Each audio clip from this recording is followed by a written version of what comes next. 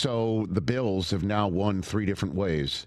A track meet comeback against the Ravens, a 20-point beatdown on the road of the Jets, despite Josh Allen accounting for 0 touchdowns. Yep. And then last night, a gritty, sort of grinded out home game against an opponent that you think they have to beat, but it's a division game. They also didn't have 2 very strong warriors up the middle on defense. They won without Ed Oliver and Matt Milano. Where do you place the Bills now overall, Marcus? I think they're the best team in the NFL.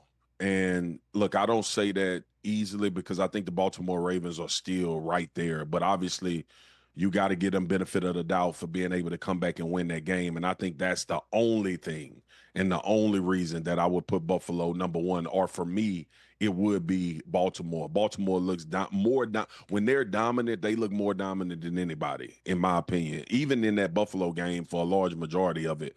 But it speaks to the brilliance of not only Sean McDermott, but I don't think this guy gets enough credit for what he's been able to do and get Josh Allen to buy into, and that's the offense coordinator, Joe Brady. Now, I'm fond of Joe Brady because in 2019, he was a member of the LSU coaching staff that gave me the greatest college football season ever. Joe Burrow's 60 touchdowns. You know, I was just talking about it with my kids, too. You know, Justin Jefferson and Jamar Chase were teammates of Joe Burrow in college. Embarrassment of riches. I mean, it was, so Odell wasn't the only one making it rain. But, no. Post game, I know we're supposed to, bury that. But what about the Packers, though, Marcus? The Packers have looked pretty darn dominant. 2 home wins, but against playoff opponents, one they're going to have to beat to win the division in the Lions. Yep. And then obviously what they did to the Commanders, they may have put Jaden Daniels on the shelf on top of all of it. What do you make of the Packers right now? They are very scary, and they are a top 5 team in the NFL. It is so hard, especially in the regular season, for me to look at football right now and think that anybody is better than the Bills in Baltimore. That's just where I am. And then how you perform matters as well. And I think they've had dominant, obviously, defensive performances in Green Bay. Jordan Love looks as comfortable.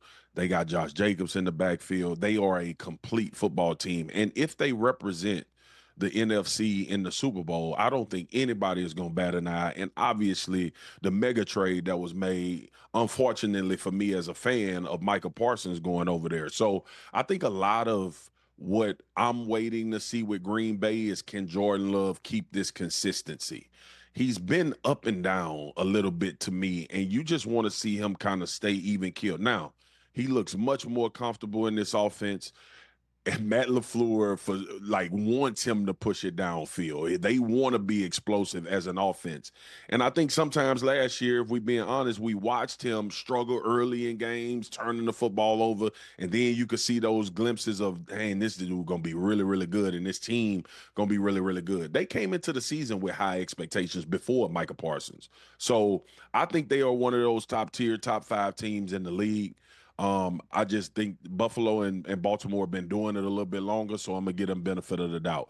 But if you were asking, I would probably put them behind Philly at 4. Philly would be the 3rd best team. I haven't really loved all the Philly performances, but how in the hell do you take away from a team that just wins any way they can? That's right. Hey, you made it all the way to the end. Thanks for that. Check us out every single day streaming live on Disney Plus and the ESPN app 12 to 3 Eastern.